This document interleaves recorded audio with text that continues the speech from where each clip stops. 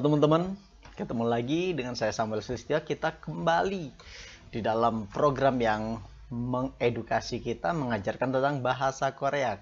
Hari ini apa yang mau kita bahas?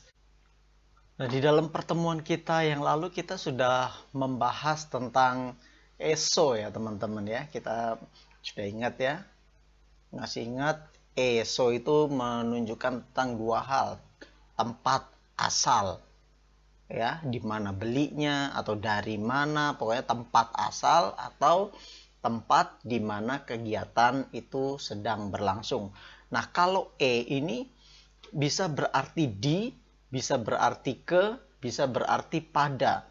Jadi menunjukkan tempat, waktu ataupun angka. Itu tentang Jadi kapan ini bermakna ke? Jadi itu yang mau kita pelajari. Jadi kapan ini bermakna ke?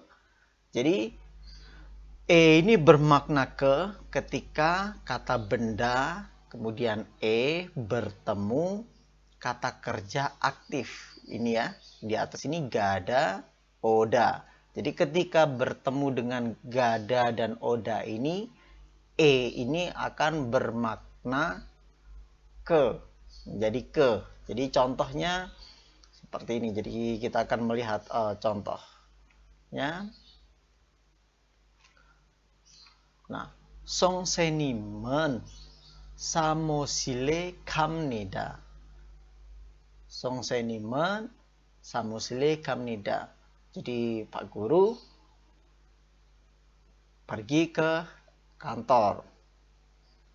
Kemudian di sini 선생님은 학교에 갔습니다.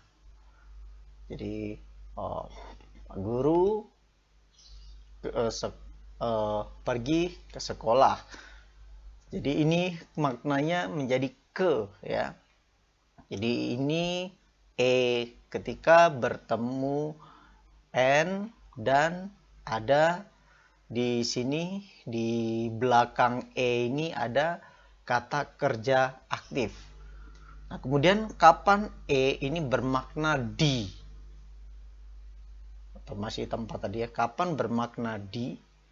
Jadi ketika ini bertemu dengan kata kerja yang pasif. Jadi ada, tidak ada. Nah, kata kerja yang pasif ini ya. Jadi ketika kata benda kemudian bertemu kata kerja yang pasif ini akan bermakna di. Jadi contohnya 내 고양이는 어디에 있습니까? Nah, jadi ini ada kata kerja pasif tadi ya, sekaligus pertanyaan, kalimat pertanyaan. Jadi kucing saya ada di mana? Kucing saya ada di mana? Di sini ini berarti di. Kemudian contoh yang kedua ketika bermakna di, 네 여자친구가 한국에 있습니다. Pacar saya ada di Korea. Nah, jadi di sini akan bermakna di ketika di belakang ada kata kerja pasif yaitu ita opta. Kemudian kapan ini bermakna pada? Ya, menunjukkan waktu ataupun angka. Nah, di sini ketika kata benda sebelum ini menekankan waktu atau masa. Menekankan waktu atau masa ya. Jadi kita bisa lihat di sini contohnya. 저는 새벽 4시에 일어났어요. Jadi saya bangun pada waktu subuh ya. Jadi ini subuh. Saya bangun jam 4 subuh ya. Jadi itu pada waktu subuh ya, jam 4 pagi ini bangunnya.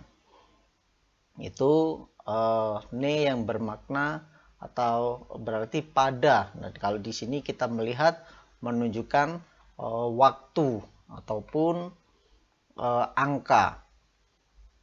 Itu di sini. Nah, kemudian contohnya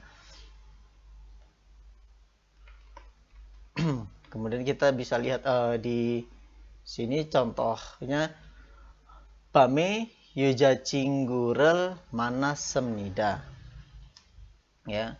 Jadi Bame Yujacinggurel Mana Semnida. Malam hari bertemu dengan kekasihnya. Jadi pada malam hari bertemu dengan kekasih. Jadi ini yang bermakna pada. Jadi tetap harus kita ingat ya. Jadi ini bisa bermakna 3 hal. Bisa ke, di, atau pada. Kapan menjadi ke, kapan menjadi di, kapan menjadi pada itu kita bisa lihat di sini ya. Tadi ya harus diingat lagi. Ketika kata di belakang itu adalah kata kerja aktif, itu menjadi ke. Ketika di belakangnya kata kerja yang pasif, itu menjadi di. Tetapi ketika kata benda sebelum ini menekankan keterangan waktu atau masa, itu ataupun angka ini akan menjadi pada ya. Itu bisa menerangkan waktu ataupun angka. Nah, itu tentang di sini ya.